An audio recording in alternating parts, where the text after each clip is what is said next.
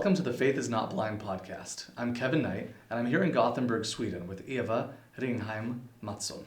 Eva, thanks so much for being with us. Thank you. I'd like to begin by just getting a little bit of a better sense for how it is that you came to be a member of the church. Were you born in the church? Did you convert? No, my parents became members a couple of years before I was born. Okay.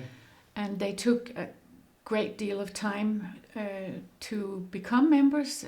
They actually spent 5 years investigating Wow. the church and a lot of missionaries. My parents were well educated, and nobody else in their family or by their friends were interested in the church. And the church was small after the Second World War. Mm-hmm. Most people emigrated to the States, but they stayed.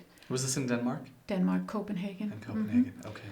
So they became members because my oldest brother started asking questions when he was about 4 about God and angels and where's grandfather who was dead. Mm-hmm. And my mom wanted to find answers, so they searched, and the missionaries knocked on their door and Really? presented a church with a prophet and a message from Jesus Christ. And she said, "Come on in." And that was the start. So I was born in the church. Okay.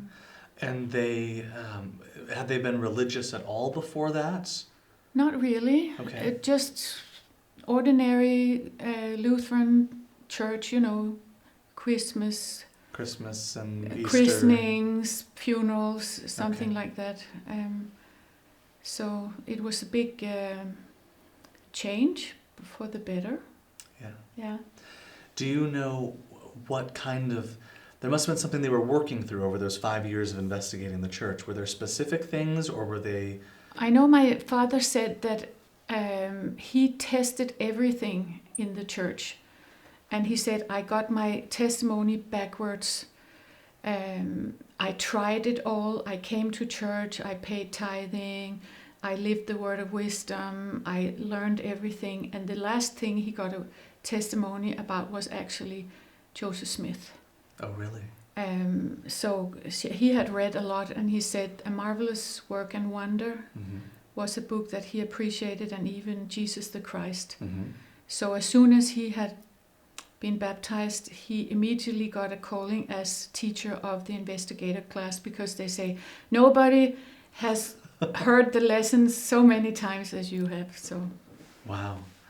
That is interesting, because we so often begin with that Joseph Smith story, Yeah, and even to the logical mind, we tend to appeal to the message of the restoration. Mm-hmm.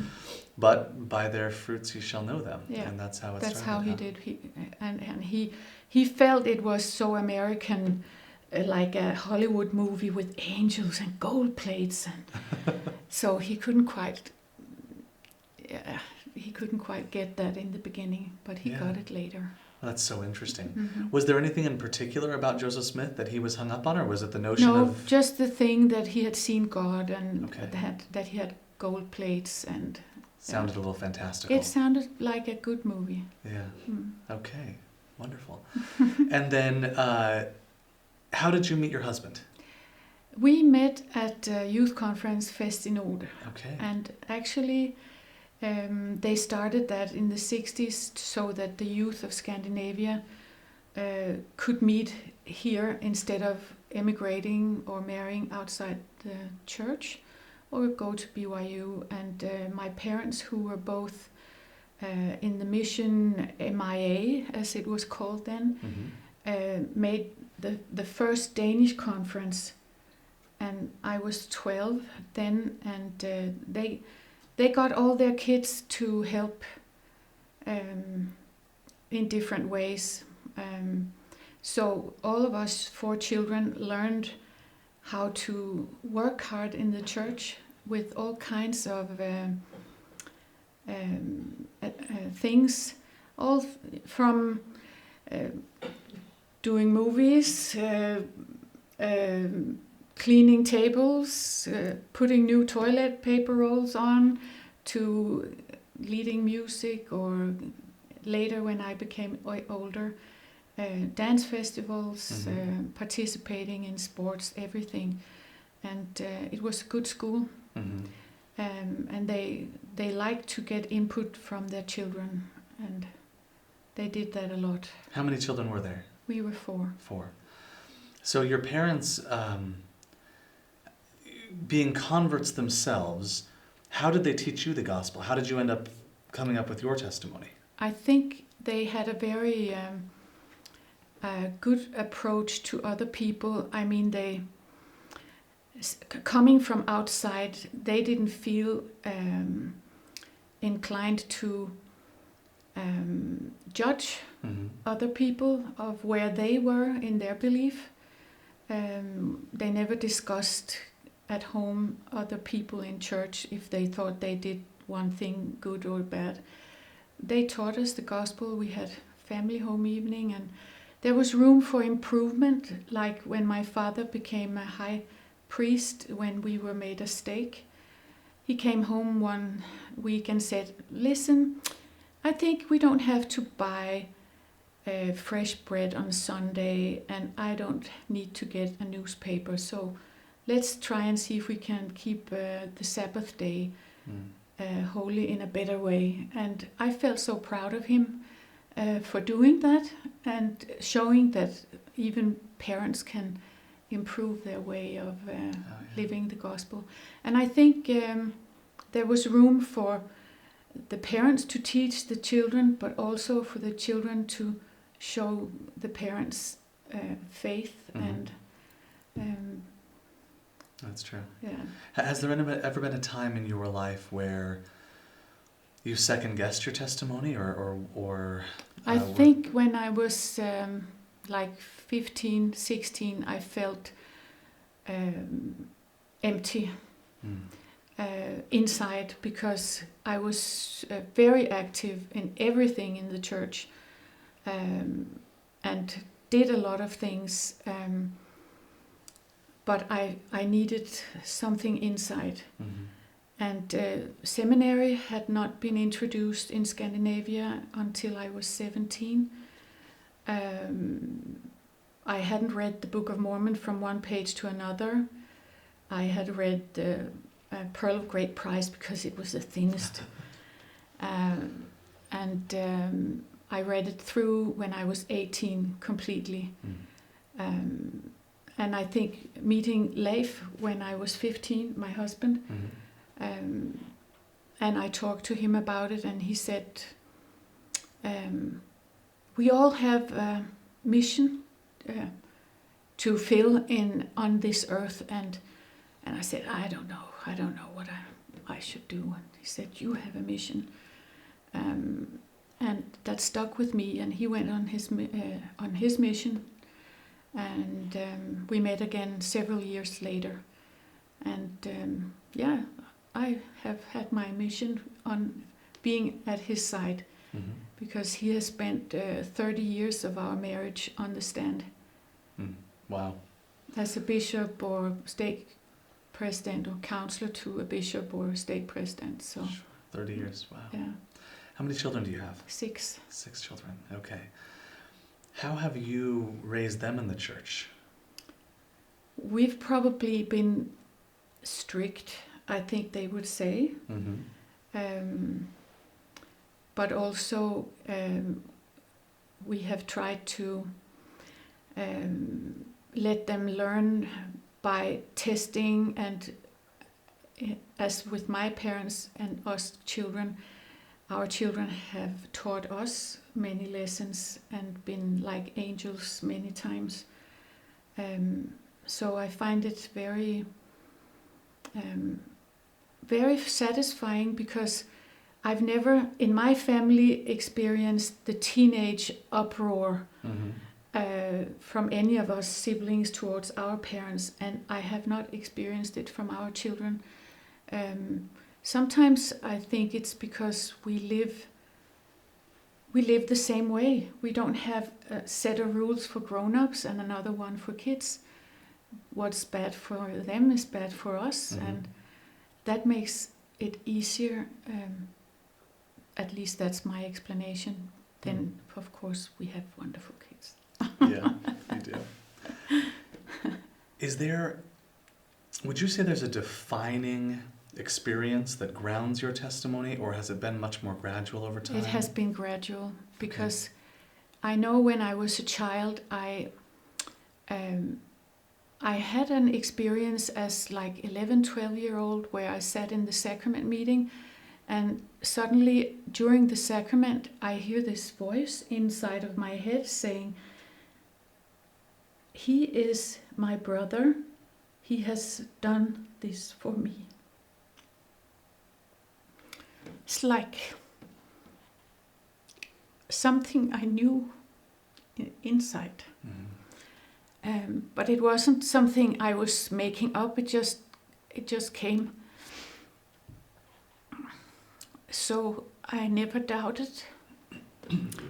But I also never had one of those experiences that many people can talk about in fast and testimony meeting, where they will say, and then I prayed and I was filled from, and I felt like I was floating on, and you sit there and say, why haven't I felt that? Right. But I guess if you're a goldfish in a bowl, you don't know what it's like to be without the water you swim in. Right. I've always had the gospel. I've always been sure that it was true. And as a grown-up, I still feel like it's fantastic that all we people who live on this earth once chose Christ. Eva, what role has the temple played in your testimony and your experience in the church? We visited the temple when I was 6 for the first time, and were sealed as a family, my parents and we 4 siblings. And I can still remember what it looked like and how it felt. And for me, that has been a very comforting thing when I lost my father when he was only 60. And my mother passed away when our last child was born. But I know they're in a better place. I'm happy that they left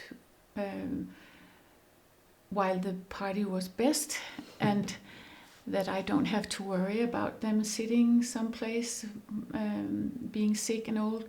I lost my sister a couple of years ago, and I know we will be reunited, and I'm looking forward to that and to meeting all the people that we have found in genealogy. Yes. And that we have done temple work for, and I hope they have accepted the gospel, many of them. So absolutely, knowing that you can be an eternal family is super important for me. I know my sister once said, maybe we're just super egoistic when we feel like I have to get to heaven and I'm going to do everything I can to get there.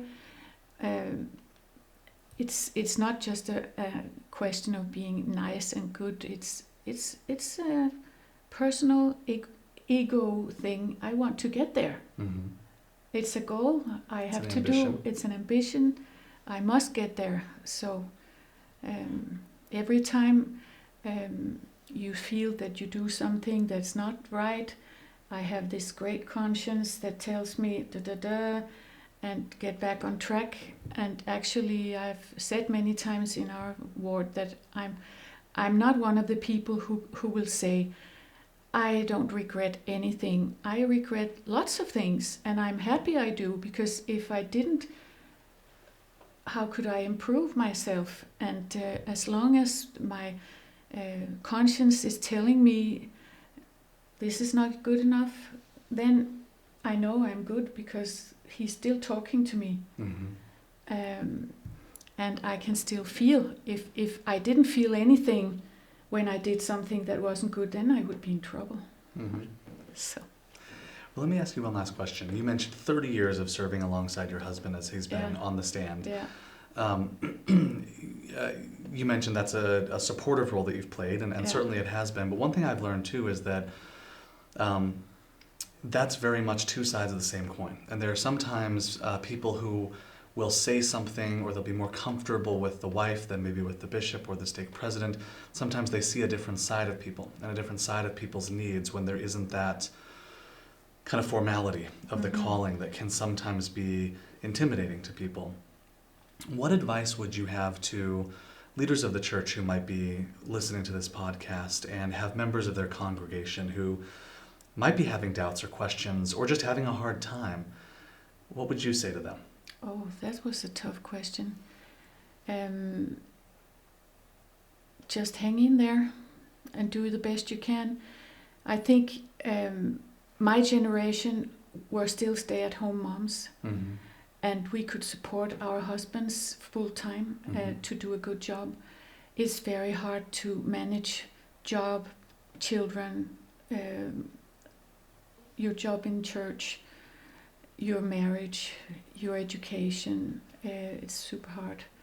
So I'm not judging people for not being able to do what we did, but I can also see that the church is changing because people cannot or will not give of their time in the same way.